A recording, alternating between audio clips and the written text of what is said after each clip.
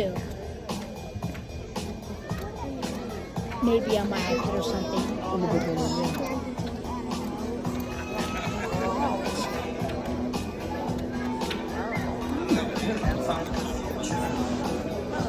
Still recording?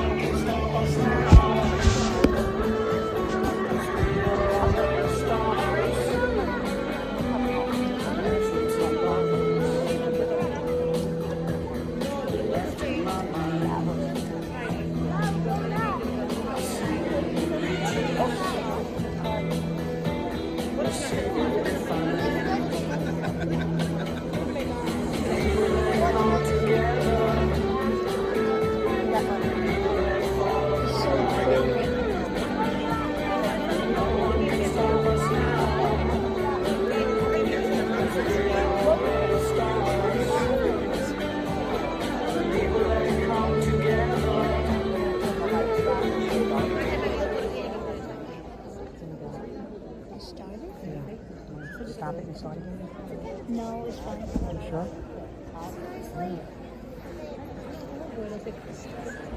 When was the Titanic?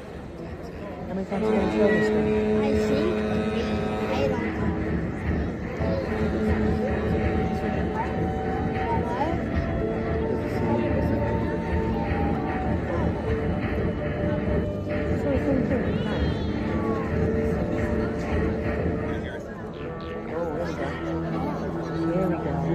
Why is it going to Look how cool that is.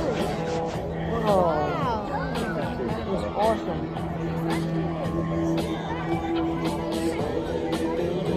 Yeah.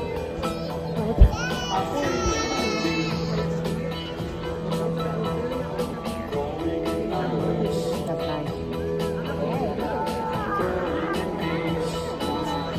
And another egg. This is pain. This is just pain and misery. When is it actually going to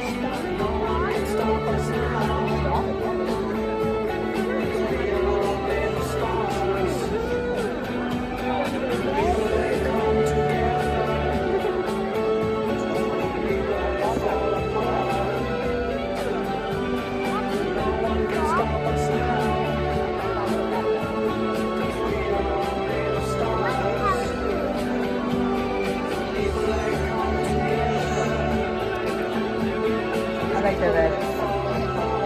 Look how it glows along the side too.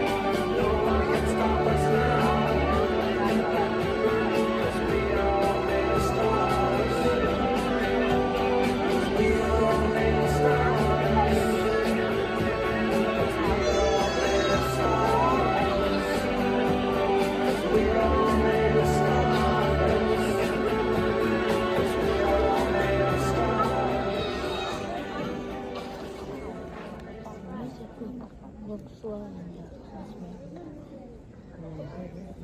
Ooh, look how nice. Wow. Is that a moon? Saturn? Is it finally started? I think it's Jupiter. The Jupiter? Oh, that is so cool.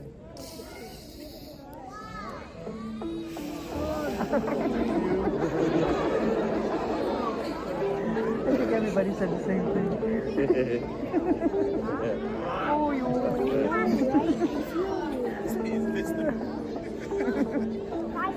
Seriously? Yeah, the movie's gonna start soon.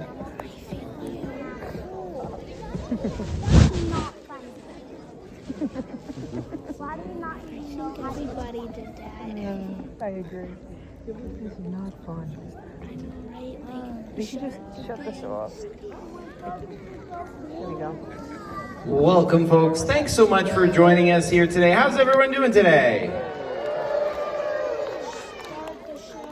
Before we start, I just want to mention that we do have someone spending their birthday with us today, so a very happy birthday to Aurora. Thanks so much for joining us.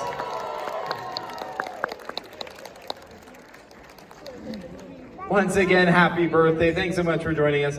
Welcome, everyone. I'm Zach. Hi. I'll be your host for today. I'm over here on the upper left. Hello. Hi, everyone. Hi, folks. Thanks so much for joining us today.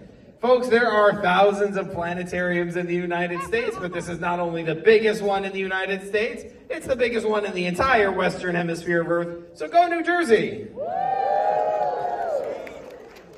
Thank you, folks. Today's show is called Space Trip, which means I will be taking you folks on a trip through space. Are you folks ready for that? All right, folks. Before we get started, just a few ground rules. First of all, please turn off and tuck away your cell phones, your cameras, anything like that. They do make a lot more light than you think. Secondly, if you do need to leave the theater for any reason at any time, please don't go back down. Please exit up here to this door over here by us or the one on the other side. These doors take you right back down to where you first entered. And if you do leave for safety reasons, there's no re-entry. So, with all that being said, are you folks ready? All right, folks. I think as good a place to start our space trip as any is right here on Earth, looking up at our nighttime sky.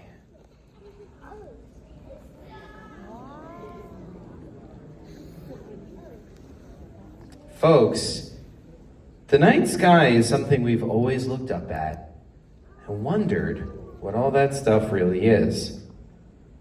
And because we didn't know what that stuff really is, for most of human history, we told stories about it. We connected the dots and we made constellations. These constellations are all characters in Greek mythology. You can look any one of them up to find out their stories. And for science, they're useful as a map of the nighttime sky. But they don't tell us what the stars really are. And so, we've always just kind of wished we could just fly up there and see all this stuff for ourselves. And today, that is exactly what we're gonna do. We're gonna lift off from the Earth and we're gonna fly out there to the universe. What do you folks think? Are you guys ready? Yeah. All right, well in that case, let's get a countdown. Say it with me. 5, 4, 3, 2, 1. Blast off. Gonna say a very quick goodbye to Jersey City.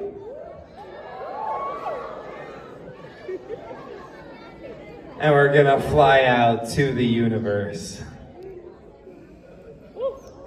And I come back around and take a look back at our solar system. Oh, hey folks, what's that bright thing at the center? The sun, yeah, what about this one? Mercury, what about that one? Venus. Earth and Mars. And folks, I think Mars is as good a first stop as any on our space trip. You guys want to stop at Mars? All right, folks. Approaching the red planet. Folks, Mars is an incredible world. It's a lot smaller than Earth. It's only like a third the size of Earth. But despite that, Mars has way more impressive features than those on Earth. Like, look at these. Folks, what do you think these three things are? Craters. Good guess. But those are actually volcanoes. They're way bigger than any volcano on Earth. And look at that thing.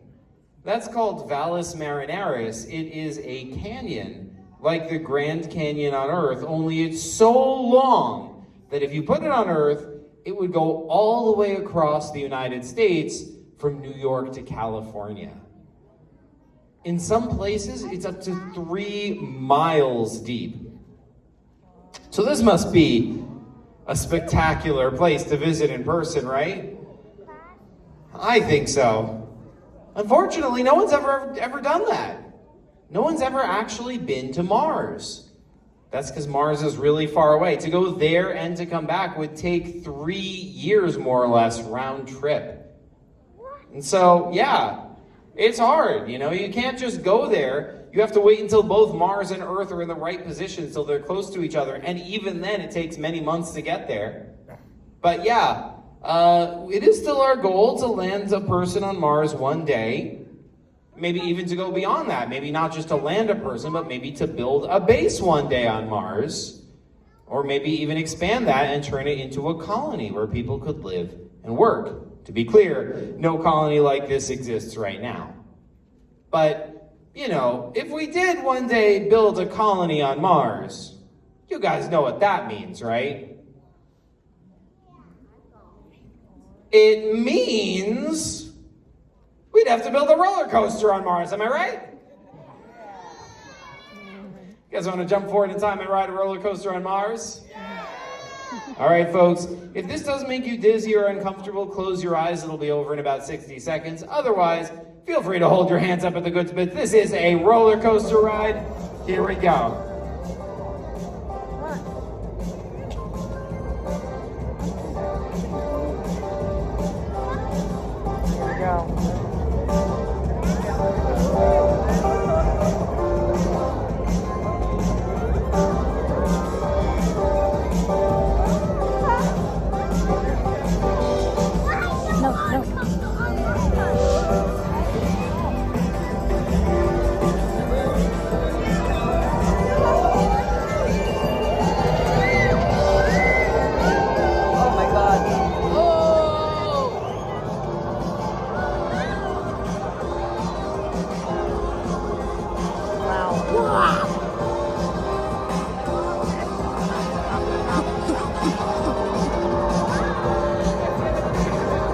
That's way too scary in real life.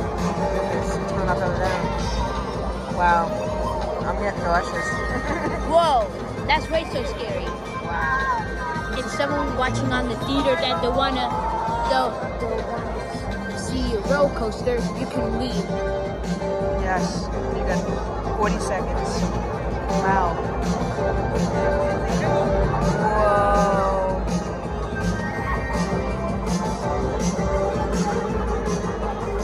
Roller coaster on Mars, everybody.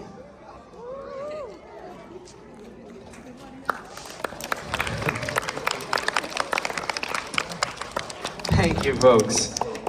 Folks, I think as good of a next planet as any to visit is a beautiful world called Saturn.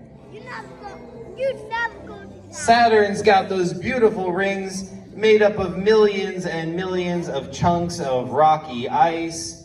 It's because they are ice, that's why you can see the rings so clearly, because ice is bright and reflective. If these were chunks of rock, I mean, rock looks dark, so against the night sky it would be hard to see, right? Now, we think these chunks of ice came from one of Saturn's moons that existed in the distant past millions of years ago. We think that moon might have gotten too close to Saturn, and Saturn's gravity just ripped it to shreds. And we think these chunks of ice are all that's left of that moon. So Saturn did lose a moon that day. Very sad. But don't worry, it's still got plenty of moons. Some of them are actually inside the rings. Some of them are pushing their way through those rings, making these dark stripes. Some of them are outside the rings. You hear, and all together, Saturn has 146 moons. Yeah, that's that big, you know, that puts Jupiter to shame, right? Jupiter with its puny 95 moons, am I right? But yeah, Saturn, easily the planet with the most moons of the solar system with a whopping 146. Or at least that's what I would have said if you'd seen this show 2 months ago. But, you know, because since 2 months ago, we discovered 128 more moons! Wow. Yeah, the purple ones are the new moons we just discovered. Yeah, absolutely ridiculous. So, okay, we knew about 146 before, plus the new 128 equals 274 total moons. Yeah, yeah, ridiculous. Most of these moons, though, are not like nice round moons like Earth's moon. Most of them are sort of lumpy, potato-shaped moons. Yeah, I mean, that's just because they're asteroids, right? They're asteroids that got too close to Saturn, got caught in its gravity, and started going around it. And you know, anything going around Saturn counts as a moon of Saturn. Case in point, there's one really big moon I'd like to show you guys. This one is called Titan. Titan is a really, really big moon. It's actually so big, it's big enough to be a planet.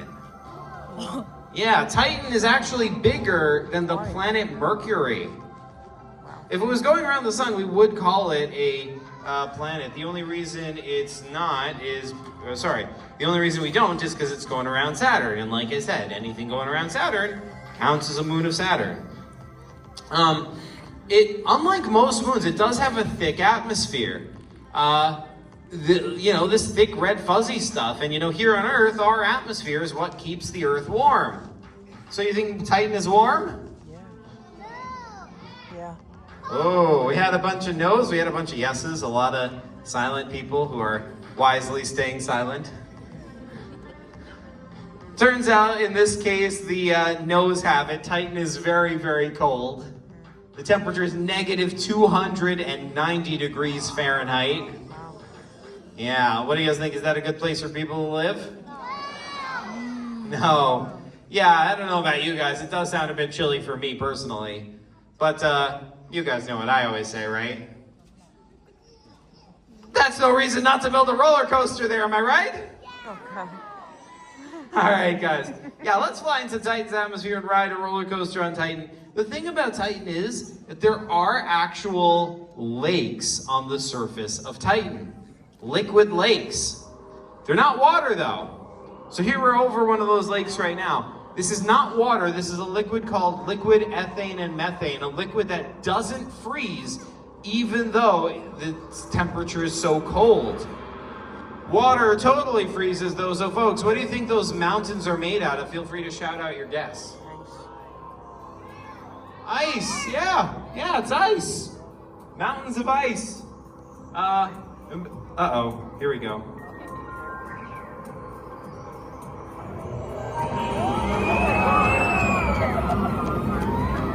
That's very scary. That in real life.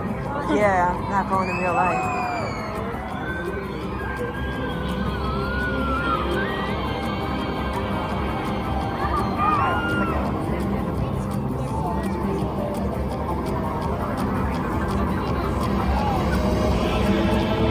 Wow.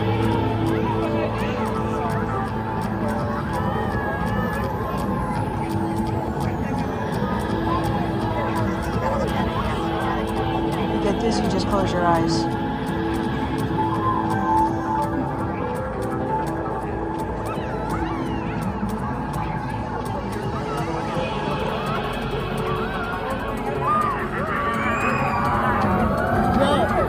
I'm closing my eyes.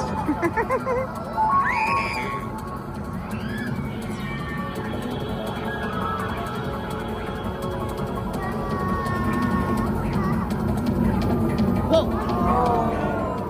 Roller coaster on Titan, everybody.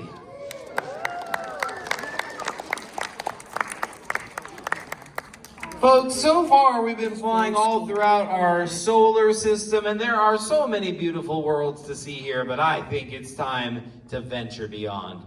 I think it's time to find out what's out there. What do you folks think? All right, folks. The thing is, the solar system is a lot more than just the planets. Anything going around the sun counts as part of it, and that also includes all this. This is called the Oort cloud. It's made up of millions and millions of comets. And because, this is really, really far away, it's so far away that to get to the Oort cloud in a spaceship would take 300 years. That's just to get to the Oort cloud, though. To pass all the way through it and to come outside of it on the other side would take 30,000 years. Yeah, the Oort cloud's pretty big. So once we are outside of it, we are now officially outside the solar system. But as unbelievably far as we've traveled compared to the Earth, compared to the stars, we've barely moved at all, because look, you can still see the constellations. Yeah, they look mostly the same. They're mostly recognizable. If you were seeing this totally from a different star, you wouldn't be able to see them. They wouldn't look like the same constellations at all. But from here, you still can. They look a little bit different, like, look, this cat's back got mutated over there somehow. But other than that, largely the same. Look at this constellation over here. I think his bow got a bit messed up. But, anyone know what constellation that is? Yeah, a few of you knew it.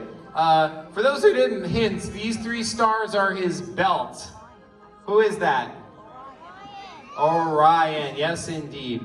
And folks, Orion, he's supposed to be a hunter, and so he's got this sword, and on his sword, he's got that weird star over there. Kind of curious what's at that star. You guys want to fly to Orion and find out? All right, folks, here's the thing though. In order to do that, we are going to have to fly faster than the speed of light. Are you folks ready? All right. Here we go. We're flying past the stars that make up the constellation Orion. And finally, we arrive here at whatever this is. Folks, what do you think this is? Well, first of all, is this a star? No. Oh, wow. Somebody said it. What was that word? Started with an N? Nebula. Yes, indeed. It turns out this is a nebula. So for those who don't know, the word nebula just means a big cloud of gas. So if you've got a cloud of gas, if it's in space, it's called a nebula. So this one is the Orion Nebula, because it's part of the constellation Orion. And the Orion Nebula is a place where lots and lots of gas is just sort of floating around. And when gas floats around, see, gas has its own gravity. And so gravity can pull that gas together tighter and tighter, pulling in more and more gas until it heats up and it turns into a star. So these are all new stars that have just been born from the gas of this nebula. By the way, fun fact, this is how all stars are born, every single one in the nighttime sky. And even our sun was born from a cloud of gas like this one. So, folks, so far we've been flying throughout this sort of weird, milky, cloudy band. Does anyone know what that is? The Milky Way, yeah. Folks, you guys want to fly to the Milky Way? No. All right, folks. Here's the thing, though. In order to do that, we're going to have to not only fly faster than light, we're going to have to fly even faster than those spaceships in Star Trek and Star Wars. Here we go. Way faster than that stuff. Oh, hey, here goes Orion again. Until finally we fly outside of this. Folks, what is this whole thing?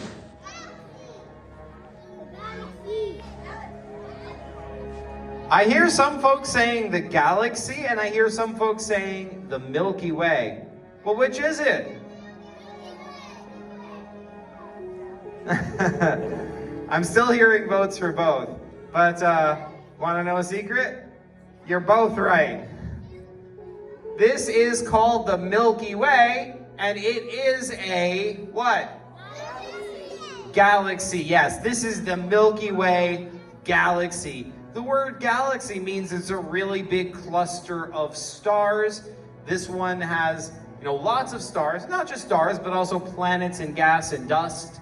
It's shaped like a disc, so like a frisbee, but, made of stars instead of plastic.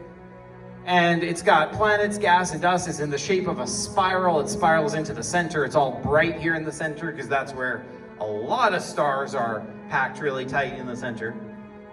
Now, okay, question for you guys, folks. When you look up in, okay, first of all, question number 1. You and me here in this room, are we inside the Milky Way?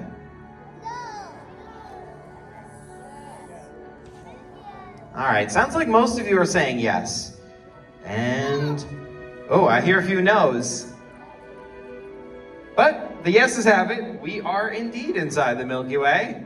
We're right here. At the center of that white circle, that's where the Earth is, that's where the sun is, that's where all the planets of our solar system, right? Question number 2, this one's a bit trickier, all right? But folks, when you look into the night sky with your eyes and you see all those beautiful stars over your head, are those inside the Milky Way? All of them?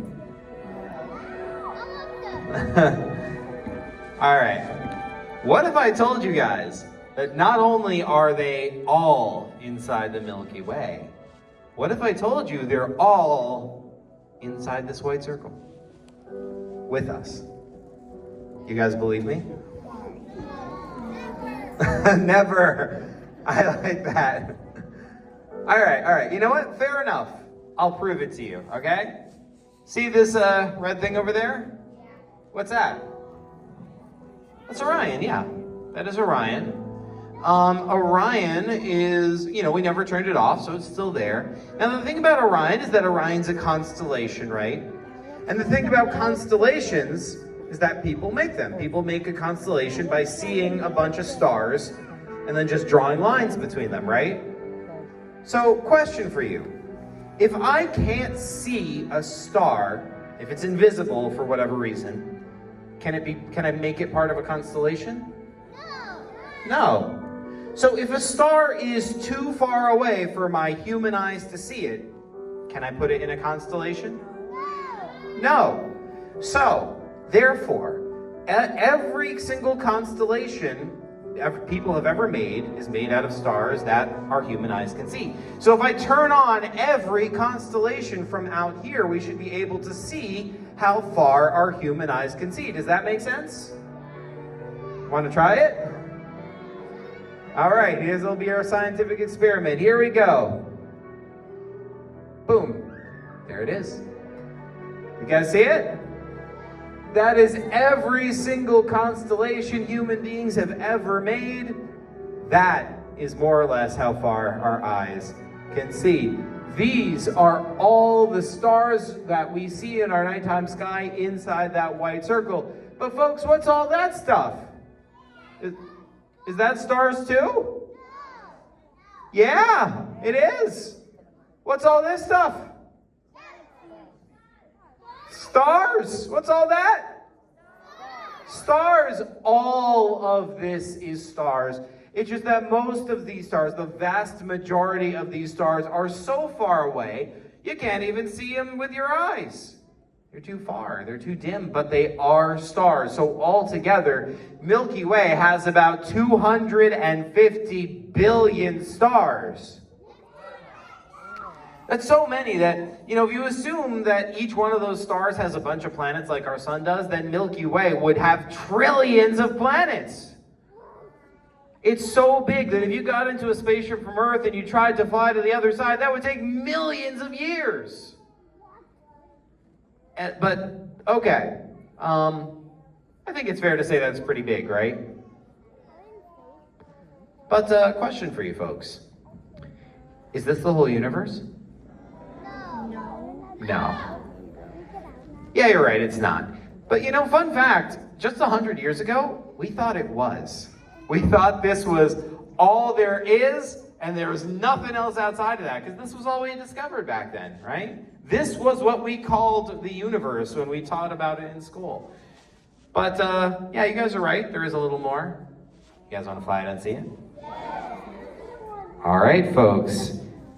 In that case, welcome to our neighborhood of galaxies. These are all galaxies just like our Milky Way. Not exactly like Milky Way. They're different sizes and shapes and colors, and some have more stars or less stars, but all of them are galaxies. Some of them are especially interesting.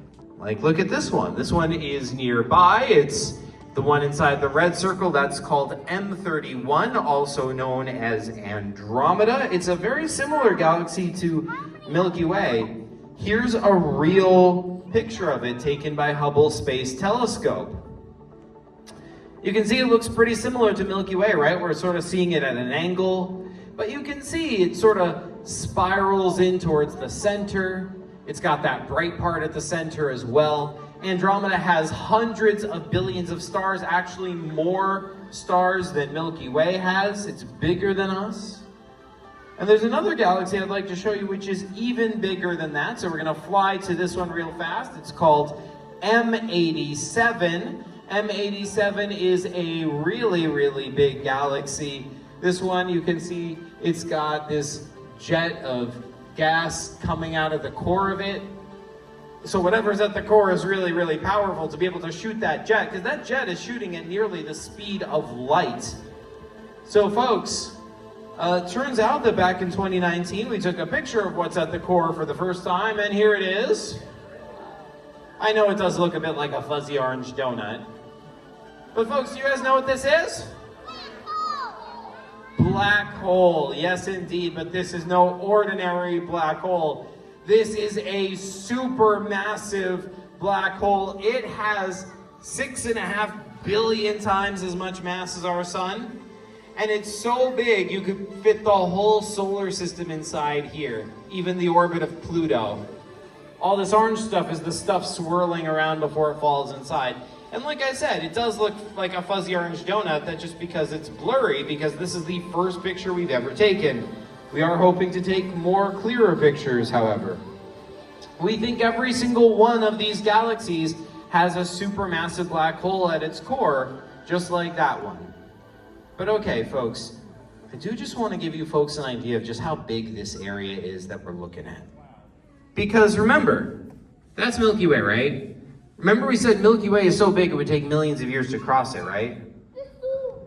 Yeah, so now these are actual distances you're seeing. So if that is how ridiculously big Milky Way is, compared to the size of Milky Way, look how far away Andromeda is. That's pretty far, right? No, it's not far. What do you guys think? Is that far? I think so, but remember, that is the closest galaxy to us. That's the closest one, so if that's how far away Andromeda is, how far away must M87 be? Way further away. How much further is one of these other galaxies? The point is, this area is sort of like so big, it's sort of hard for us to imagine how big it is, right? In this area right now, you are seeing about 30,000 galaxies. So, question for you folks. Is this the whole universe? Ooh, we've got some disagreements in the whole universe. All right, let's see how many people think each thing. Everyone who thinks this is the whole universe, say yes. Everyone who thinks this is not the whole universe, say no. No. Ooh, sounds like we have a majority for a no. I think the no's have it. And I think the only thing to do is to fly out and see the whole thing. What do you guys think? You want to do that? All right, folks, as we fly out, to get a sense of scale, pay attention to where these galaxies are. I'm going to keep these circles on. White circle for Milky Way, red circle for Andromeda, and somewhere over there is blue circle for M87. Are you folks ready? Last trip of the day. Here we go. Okay. That's how they can see it. Here we go. This is the universe. Folks, every tiny purple dot, what are those? Galaxies. Every single dot with hundreds of billions of stars, every single dot with probably trillions of planets. That's a lot, right? And by the way, this is real. Every single dot you see is a real galaxy. Our telescopes have really seen. Our universe really, really, really does look like this from far away. Except that, a minute ago somebody said it looks like a bow tie, right? That's because there's a part at the bottom and a part at the top that looks empty, right? You guys saw that? Yeah. Well, those parts that look empty, those are not really empty. those are just places where we can't see what's there. Because remember, we're here up at the top, right here in the middle, right at the center of the white circle. We're trying to look out to see what's over there, right? And something is just blocking our view in those directions. So, yeah, here it is, this big empty area over here. Something's blocking our view, so we can't see what's over here, but we think it's just more of this stuff. We think there's just more galaxies in all directions. So, when you add all this up all together, there are, we estimate, about 2 trillion galaxies in this area that we call the observable universe. We call it the observable universe because it's the only part of the universe we can observe, the only part we can see. If there is anything beyond this, it is too far away for our telescopes to ever see. Now, folks, that does mean I can't zoom out and show you folks anymore. I really, really wish I could. But this is it. This is as far as it goes. But folks, is this really the end of the road, or do you guys think there's more?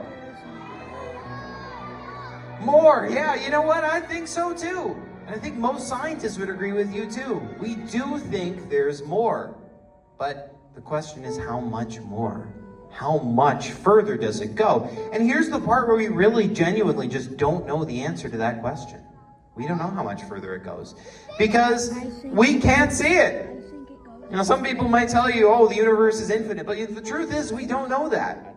We really genuinely don't know that. Maybe it is infinite, that is possible, but we don't know because this is the only part we can see. And you know, I don't want to leave you guys stranded out here. It's not very hospitable. So it is time to set a course for home, but maybe just one last stop before we get back to Earth. Because as inhospitable as it is, you know, you guys know what I always say, right? That's no reason not to build a roller coaster out here, am I right? All right, folks. Now, this roller coaster is a little bit different. If it does make you dizzy, please, please, please feel free to close your eyes. And definitely hold on to those handrails on the way down. This made me super dizzy the first bunch of times I saw it. So, are you folks ready for the roller coaster of the universe? All right, folks, here we go.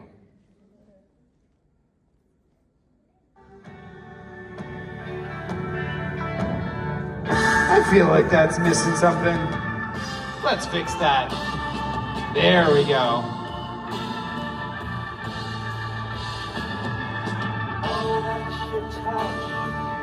All that you see, all that you taste, all you feel, and all that you love, and all that you hate, all you distrust, all you save, and all that you give, and all that you deal, and all that you buy, make, borrow, or steal. And all you create, and all you destroy, and all that you do, and all that you say, and all that you eat, and everyone you meet, and all that you slight, and everyone you hate, and all that is now, and all that is gone, and all that's to come, and everything. The sun is empty, and the sun is eclipsed by the moon.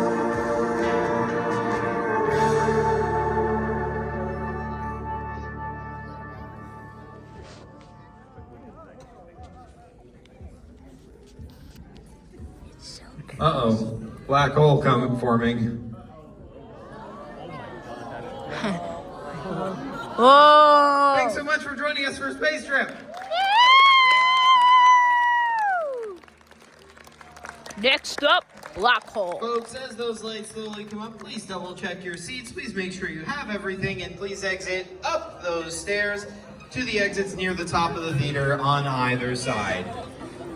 Folks, if anyone has any questions for me, I'd love to hear them. I'm standing over here by the exit on your upper left. Stop by and say hello. Otherwise, please enjoy the rest of your visit to Liberty Science Center.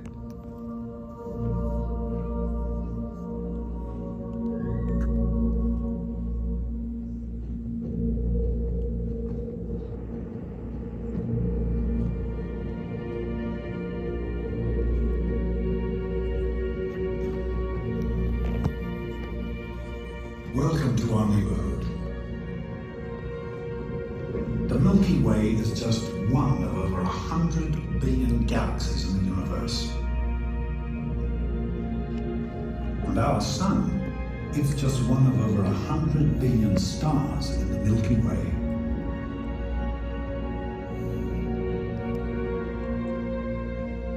We used to think of each star like our sun, as a friendly beacon amid the long night of space. Now we know. Very beautiful.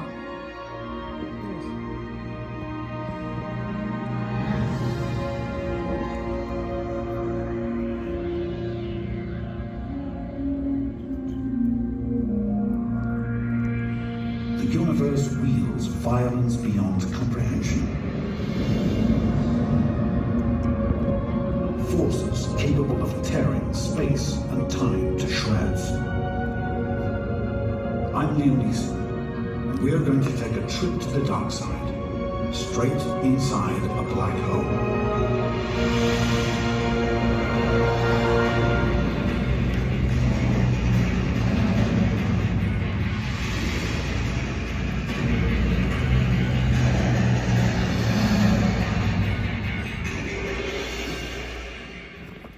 Cape Canaveral, Florida. Our quest to understand black holes is about to enter a whole new dimension. Tucked into the nose of a rocket is a telescope called SWIFT. Its mission? To hunt for perhaps the most elusive objects in the cosmos. Black holes are so dense, not even light can escape their gravity. They defy detection.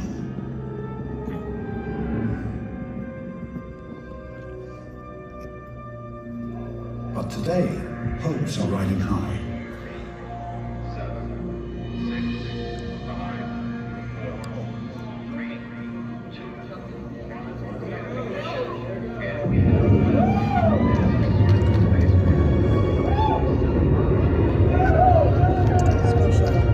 That's what they did for the video clipping screen. What? Space shuttle is going to a black hole. Yeah. Scientists are counting on SWIFT to transport them to the frontiers of human knowledge. And beyond.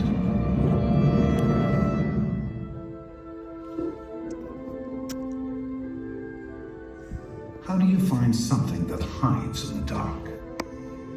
You have to look for its telltale signs. SWIFT's instruments are designed to record bursts of high-energy radiation. Gamma rays don't penetrate Earth's atmosphere, but out here in space, SWIFT's view of them is front row center. They erupt when a black hole is born. That happens when a large star dies in a blaze of glory called a supernova.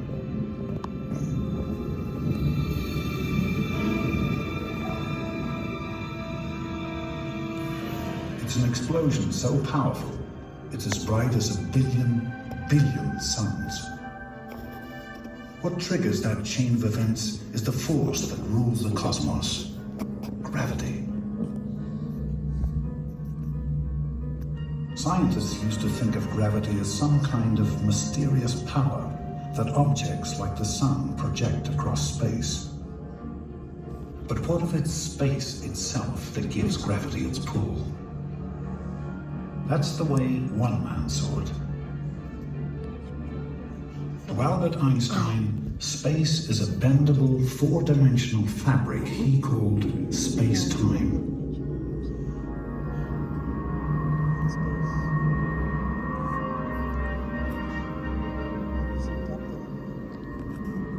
And gravity? That's the warping of the fabric by massive bodies. They literally put a dent in space-time. Objects get caught in their groove and simply drop into orbit. Einstein's theory was a radical notion, all the more when taken to its extreme. Just how warped could space get?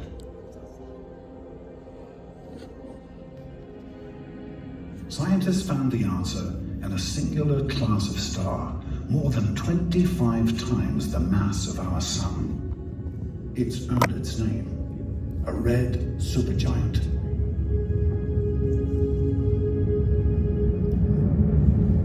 This star will live only a few million years, a fraction of our own Sun's lifetime.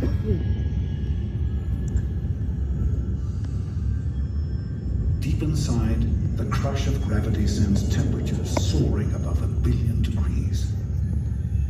Lighter elements fuse into heavier ones. Hydrogen becomes helium, becomes carbon, on up to iron. The core grows so heavy, it buckles in on itself. Whoa, Then that was like a the big collapse sends explosion. a shockwave roaring out. The star digs itself deeper into space-time as a black hole forms at its center, and the giant goes supernova.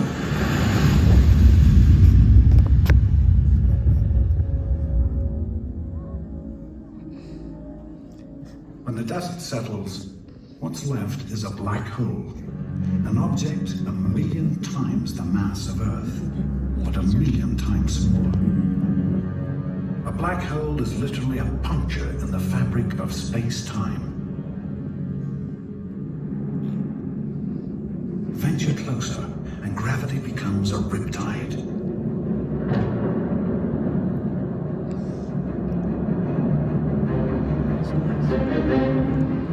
Yeah, it is. It's like riding a raging river that's pulling you faster and faster toward the waterfall. The closer you get, the stronger the current. You're headed for a point of no return. In cosmic terms, it's called the event horizon.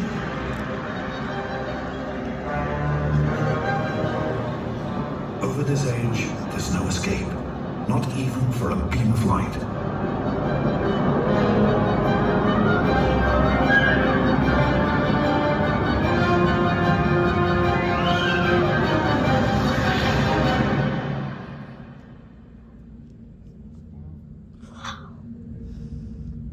Black holes are gravity to the max, and yet they are altogether commonplace. Astronomers have actually detected dozens of black holes in our galaxy. They estimate there are tens of millions more. But then gravity doesn't stop there.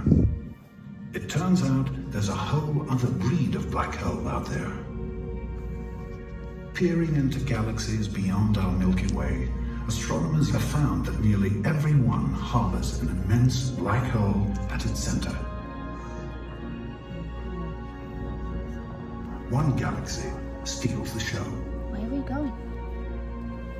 It's called M87, and it's got a black hole 4 billion times the mass of our Sun.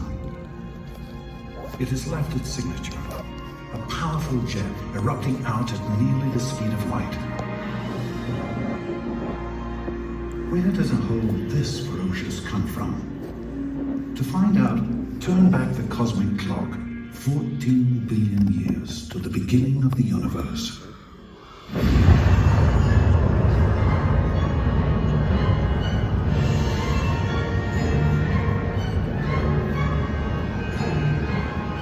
The Big Bang. No. I'm sure. Matter and energy rush outward as the universe expands. What? Get the Sprite. Yeah. I had that right? The Sprite, yeah. To learn where supermassive black holes came from, scientists have recreated these early times with supercomputer simulations. They can trace the long, steady process that formed galaxies. From the start, gravity reigns in the cosmos. It draws together the primordial gases.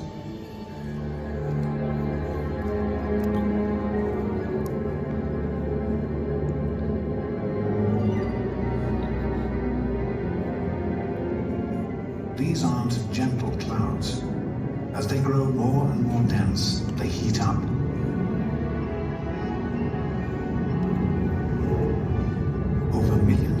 as they become hot enough to ignite.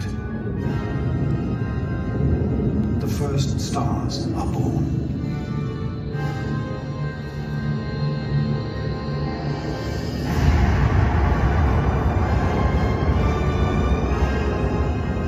They end their lives in powerful supernovae, while their cores collapse into black holes.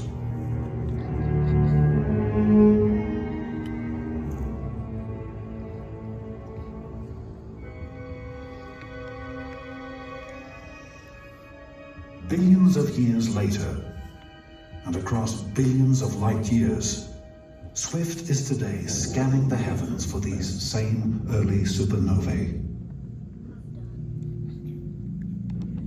It's helping us learn what became of those black holes that formed in their wake.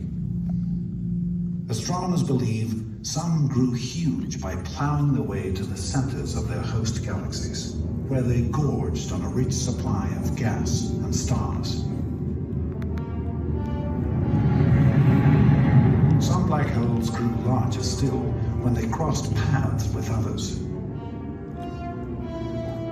This scientific simulation traces the collision of galaxies, a drama that plays out over 2 billion years' time.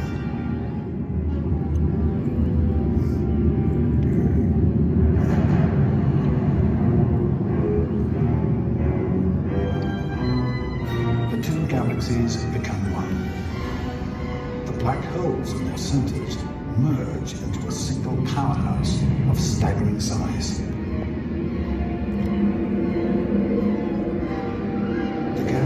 Hurtling into it gets jammed, heats up, and erupts in ferocious waves.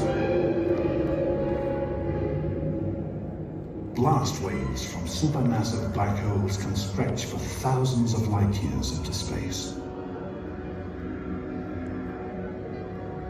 They may lay the framework of the new galaxy, sculpting its size and shape, and stocking it with something unexpected.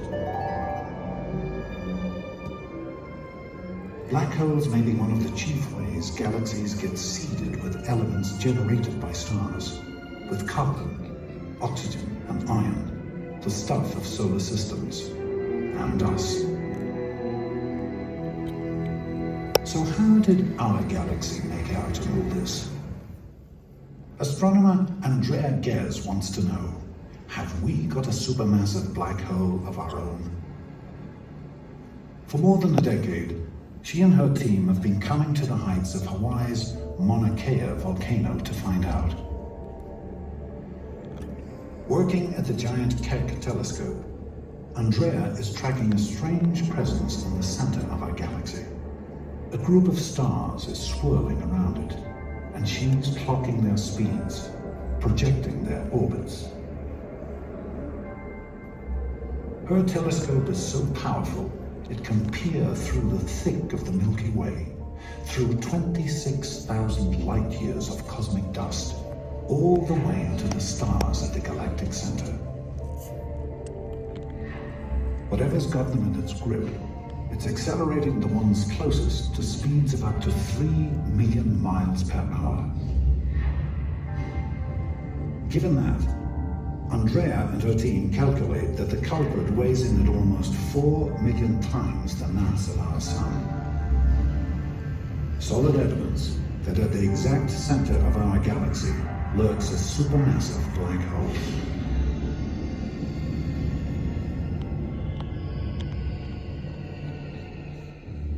Andrea has confirmed the black hole is there without actually seeing it. So we're left to wonder, what's it like up close and personal? We can stop wondering and pay the monster of the Milky Way a visit. There's no spacecraft heading there anytime soon, but that's not stopping us. We can get there courtesy of the latest telescope observations and computer models.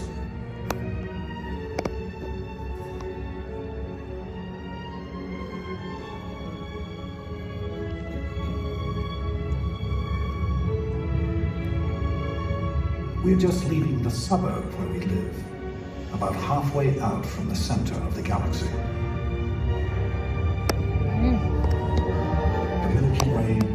stretches before us. It's so large that it takes a beam of light 100,000 years to cross from one end to the other.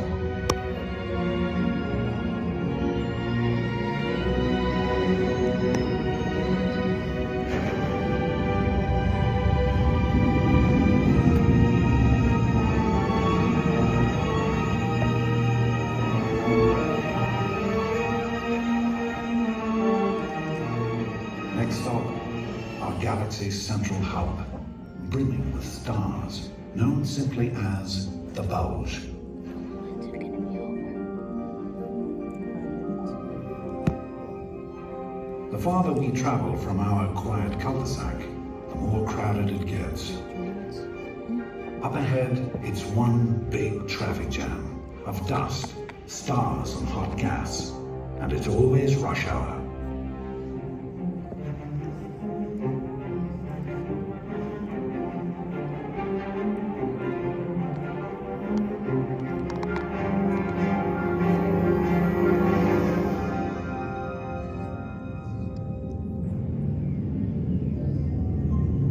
Approaching dead center. The way is already strewn with signs of havoc. Supernova remnants and swirling clouds.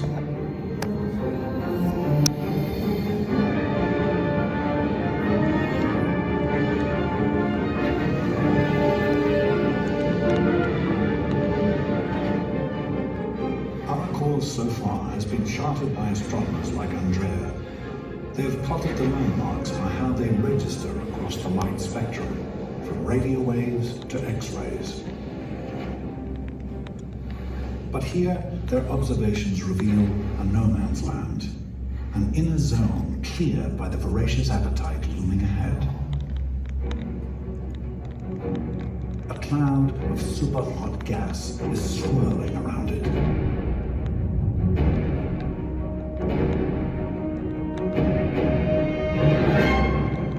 The black hole pulls the gas in, then spews much of it back out. Now things get really strange. What you are seeing is not the stuff of Hollywood special effects. It represents the first time scientists have visualized a journey into a black hole.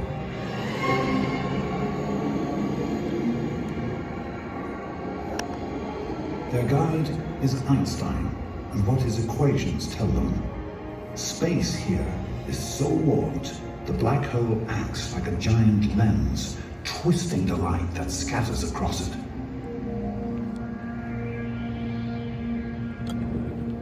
At last we cross the event horizon, the point of no return. But don't expect the inside of the black hole to be dark. Swirling within is a maelstrom of energy and matter.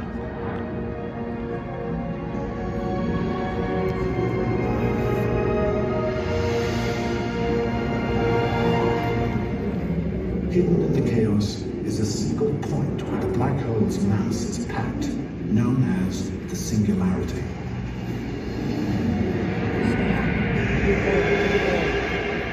Now imagine there's an eye to this storm, magically made calm, so all the strange predictions of Einstein's equations can play out.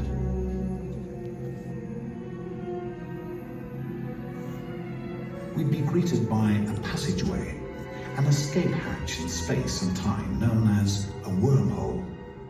Through it, we enter a white hole.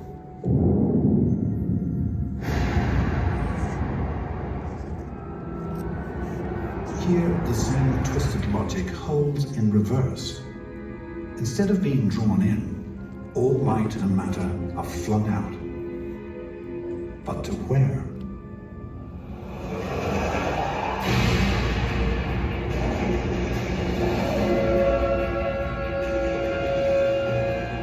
A wormhole is just the thing for a science fiction character in need of a quick getaway to another universe.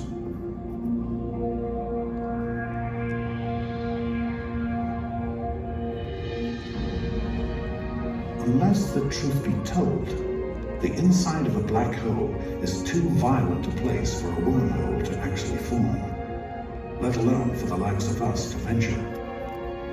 This is nature's ultimate fury. Destruction on a scale beyond comprehension. Or is it? In fact, it's simply the workings of a restless universe. A long time ago, when this black hole was young, powerful winds roaring from it seeded our galaxy with elements. They may have helped form a sun and planets, and some beings who could look into the sky and ask, what is a black hole? Our search for the answer is turning up dark mysteries and radiant revelations. Secrets stolen from the other side of infinity.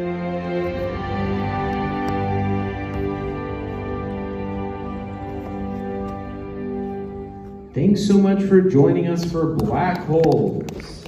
Yay! Oh, that's Folks, good. as those lights slowly come up, please double check your seats. Please make sure you have everything, and please Bye-bye. near the top.